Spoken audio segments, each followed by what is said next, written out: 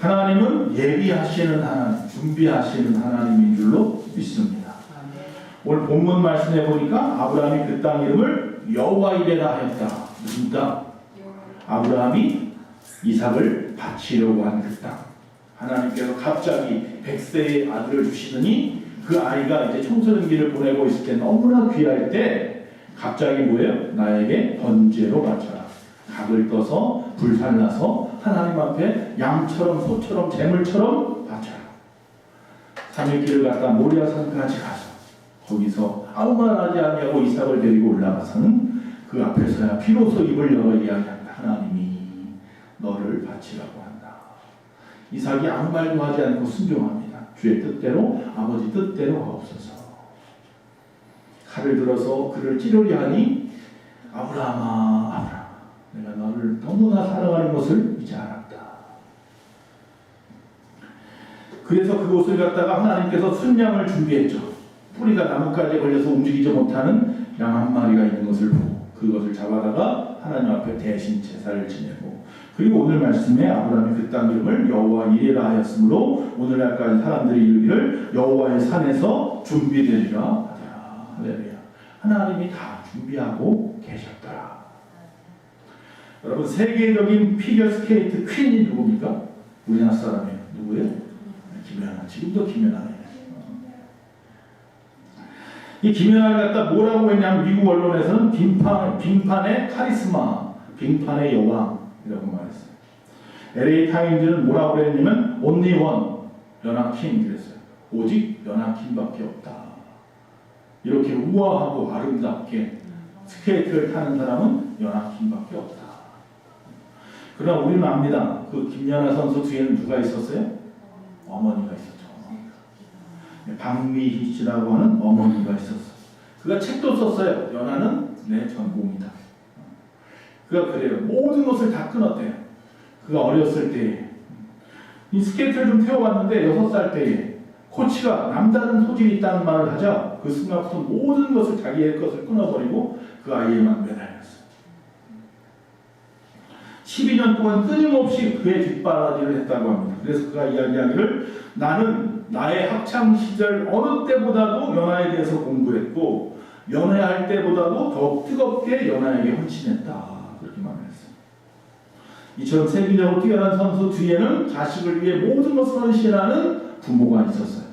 그뿐만 아니죠. 지금 손흥민 선수에게도 서른정 씨라고 하는 아버지가 있었고 박지성에게도 박성종이라고 하는 아버지가 있어요. 그 아버지는 뭐 뭐든지 갖다 바쳤어요. 몸에 좋다고 하는 것은 무엇이든지 갖다가 바쳤어요. 이처럼 부모가 자식을 위하여 예비하는 거예요. 하물며 우리 하나님께서 우리를 위하여 얼마나 좋은 것을 예비하고 계실까. 할렐루야. 오늘 그 말씀을 나누려고 하는 겁니다. 자, 무엇을 예비하고 계실까요? 무엇을 예비하셨을까요? 첫 번째, 세상을 예비해 주셨습니다. 우리가 살 터전을 만들어 주셨습니다. 자, 창세전부터 하나님께서 이 일을 시작하셨습니다. 인간을 창조하기 전에 빛과 어둠, 궁창을 만드시고 바다와 땅을 만드시고 그 안에 식물과 해와 달과 별을 갖다가 심으시고 그리고 동식물을 만드시고 그리고 마지막으로 인간을 창조하셨습니다. 그렇게 창조만 해놓은 것이 아니라 창세기에 보니 1장 28절에 그에게 명령을 하나 합니다. 뭐라고 말하냐면 하나님이 그들에게 뭘 주시며 복을 주시며 하나님이 그들에게 이르시되 생육하고 번성하여 땅에 충만하라 땅을 정복하라 바다의 물고기와 하늘의 새와 땅에 움직이는 모든 생물을 다스리라 하시니라. 할렐루야. 하나님께서는 처음 사람을 위해서 모든 것을 준비하신 거예요. 거기도 모자라서 에덴 동산까지 만들어 주셨습니다. 그 땅에 보기 좋은 많은 과실나무들을 심어 주셨습니다. 이후에 하나님께서는 인간을 위해서 끊임없이 사랑하심으로 함께했다.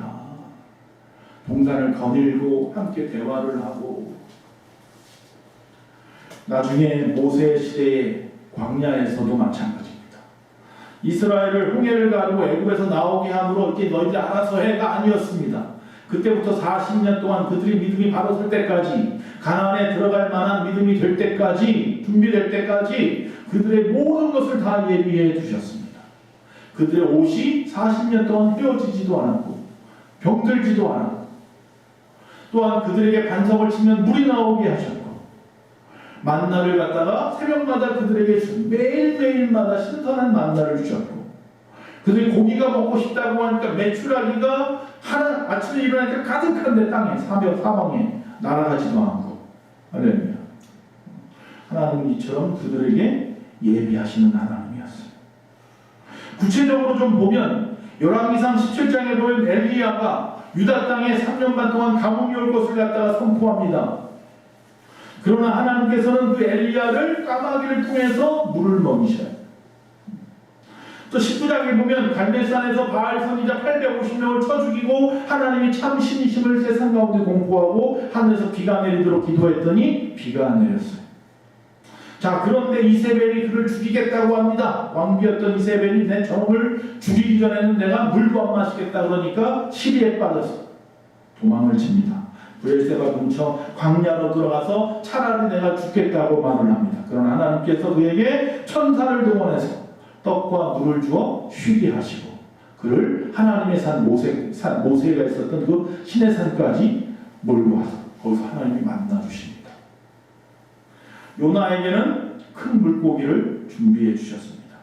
요셉에게는 그 형제들이 그를 갖다가 시기해서 팔아버리는 거, 또 아니면 그가 보디발 장군의 집에 팔려가서 그 부인으로부터 모함을 받아서 감옥에 갇힌 거, 아니면 술 맡은 관원장을 갖다가 풀어낼 수 있도록 그의 꿈을 해결해 줬더니 그가 1년이 지나도록 잊어버리고 있었다가, 그리고 왕이 꿈을 꾸었을 때 비로소 왕에게 이야기함으로 말미암아 왕이 요셉을 갖다 픽업하고 그가 그 나라의 총리가 된 모든 것도 누가 준비하신 거예요?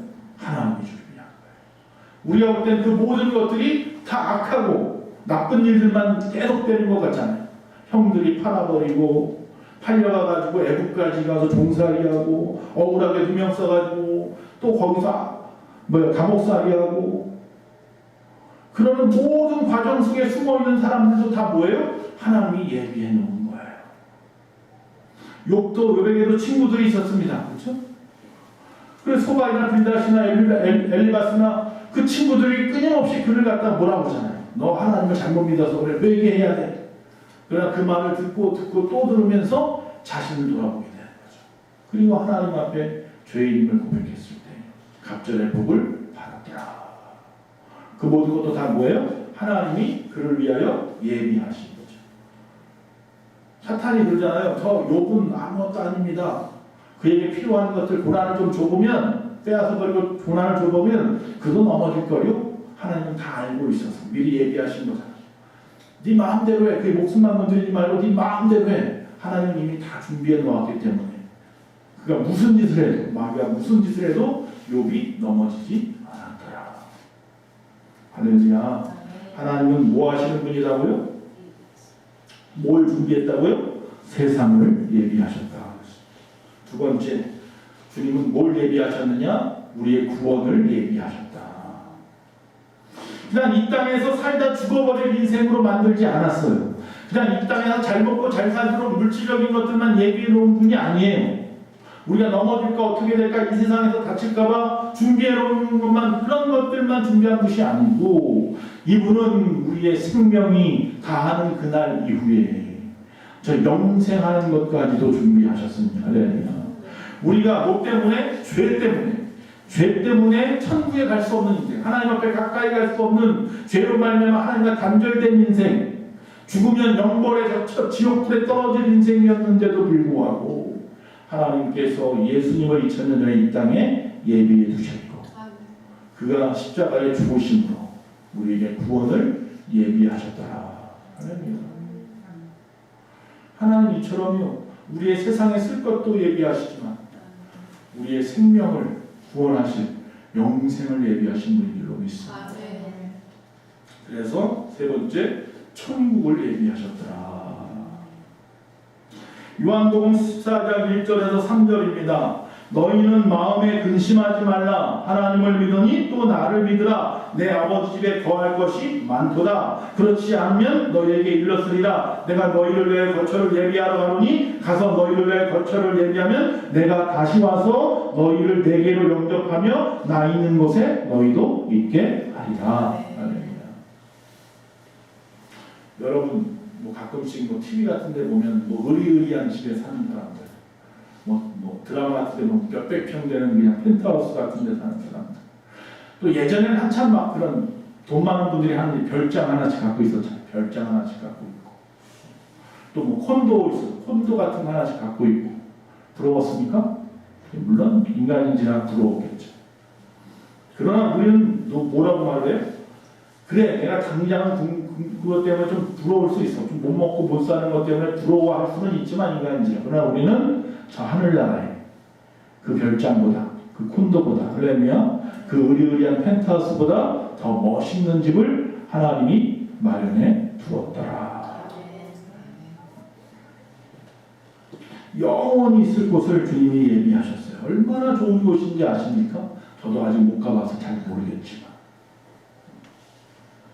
깜짝 놀랄 정도로 그러한 집을 주님이 예비해 놓았기 때문에 걱정하지 마시고 근심도 하지 말라 그랬습니다. 물론 주님은요, 천국만 만들어 놓지 않으셨어요. 지옥도 예비해 두셨더라. 그래서 천국에 올라갈 자격이 없는 좀 마귀와 마귀의 졸개들을 위해서 만든 거예요. 지옥은 사람이 갈 곳이 못 돼요. 하나님은 좀 마귀를 보내려고 만들어 놨는데 그 인간이 그 죄를 회개하고 예수님 붙잡고 천국 가야 할 인생이 그 예수님을 붙잡지 않고 누구를 잡아요? 마귀를 잡았네. 세상 권세를 잡은 마귀의 졸개의 꼬임에 넘어가서 그들의 손을 잡고 같이 지옥에 가는. 여러분 마가복음 9장 49절 48절 49절에 이렇게 말합니다. 같이 한번 읽어볼까요? 거기에서는 구더기도 죽지 않고 불도 꺼지지 아니하니라 사람마다 불로써 소금 치듯함을 받으리라. 저 지옥이 있는데요, 지옥에서는 구더기도 죽지 않아요. 불도 꺼지지 않아요. 영원하고요. 우리가 저 천국에서 영생하는 것처럼 지옥도 영원히 있어요.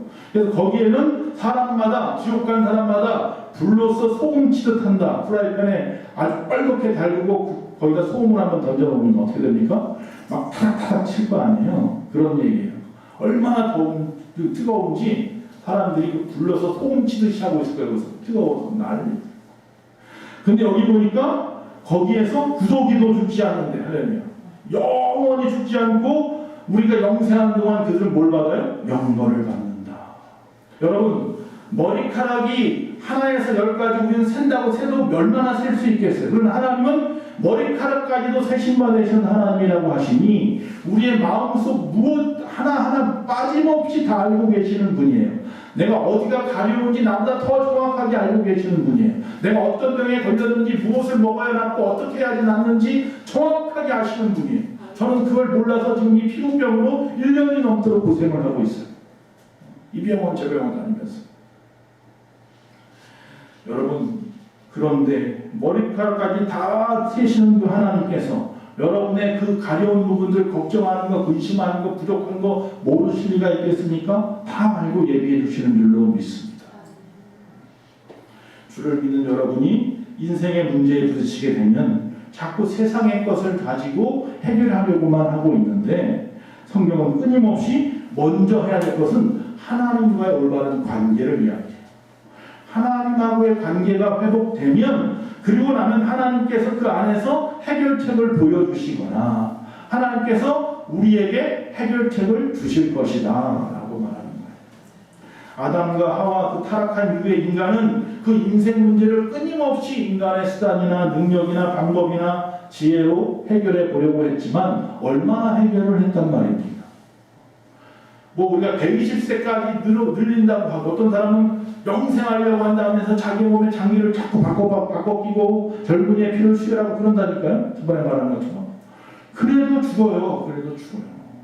한계가 있단 말이에요. 인간이 할 수 있는 능력에는 한계가 있어요. 인간의 지혜가 AI를 갖다가 만들어냈는지 모르지만 이제는 그 AI가 지배당하게 생겼단 말이에요. 다 한계가 있어요. 그래서 결국은 해결책을 찾지 못하고 처절한 절망에 빠질 수밖에 없는 거예요. 이것이 인간의 현 주소예요. AI를 만들었을 때 이야 대단하다, 인간의 지혜가 이 정도야 그랬는데 AI가 사람을 죽여요. 자살을 갖다가 조명하고 거짓된 정보를 막 흘려요. 왜? 그들은 그냥 인터넷을 갖다 썩히해가지고 그걸로 종합해가지고 그걸 이야기를 해주니까 잘못된 건지 뭔지 도덕적인 윤리적인 그런 개념이 없단 말이에요. 거기에다가 암만 이야기해도 해결이 안 되는 것들이 얼마나 많은데 요새는 그냥 맨날 AI에만 매달려 있어요. 거기에다 다 물어보고 거기가 좋다고 하면 무조건 다 따라요. 저도 그래서 어떤 약이 좋을까, 뭐가 어떻게 하는 것이 더 좋을까 물어보기는 해요. 그러나 그건 참고만 하는 거지 맹신하면 안 될 줄로 믿습니다. 오직 누구? 예수 그리스도, 오직 하나님만이 나의 모든 것을 아시고 나의 모든 것을 다 예비하고 계시니 그분만 바라보시는 저와 여러분 되시기를 바랍니다. 신앙 안에서만이 참된 해결책이 있습니다. 말씀을 마칩니다. 우리가 먼저 하나님과의 관계, 수직적인 관계가 개선되면 이 세상과의 관계, 인간과의 관계, 수평적인 면은 자동적으로 해결될 줄로 믿습니다. 그게 십자가의 원리이기도 합니다. 따라서 우리는 문제에 부딪히면 먼저 하나님을 찾고 회개하고 기도하십시오. 아모스 5장 4절에 너희들 나를 찾으라 그리하면 살리라 분명하게 못을 박아놨습니다. 하나님과의 관계가 개선됨으로 말미암아 하나님의 간섭하심이 나에게 있기 시작하면 그때부터 나는 그게 귀찮은 것이 아니라 그것이 살 소망이 됩니다. 그때부터 참된 평안이 있는 겁니다. 그동안 잠못 자던 것도 편히 잘 수 있게 되는 겁니다. 두려워서 걱정하는 근심이 날아가고 말아버리는 거예요. 그런 하나님이 성경에 보니까 모든 일, 아까 그냥 멸거 쭉 했잖아요. 그 모든 것을 준비하고 모든 사람에게 모든 것들, 필요한 것들, 적지에 적소의 것들을 예비했던 그 하나님은 옛날의 하나님이 아니라 지금도 살아계셔 역사하시는 나의 하나님인 줄로 믿습니다. 우리는 매일매일 문제를 당합니다. 문제 없는 세상은 없습니다. 문제 없는 나라는 없습니다. 고난당하지 않는 사람도 없습니다. 단지 좀 더 많이 당하느냐, 좀 더 작게 당하느냐, 아니면 다른 모습의 것이냐 이런 차이만 있을 거예요. 누구나 고난을 당합니다. 죄송합니다. 예수 믿어도 있습니다. 그러나 우리에게는요 고난은 있는데 그 고난이 나를 죽이는 것이 아니라 우리에겐 기회가 됩니다. 나에게 있는 고난은 주님께서 모른 척하지 않는 고난이에요. 그래서 이 고난을 잘 극복하면 하나님 안에서 상을 받든지 내가 그만큼 성장하든지 그 일을 통하여 하나님께 영광을 돌리든지 할렐루야 다 나에게 필요한 고난인 줄로 믿습니다. 그래서 우리는 그분을 피난처 되신다고 말합니다.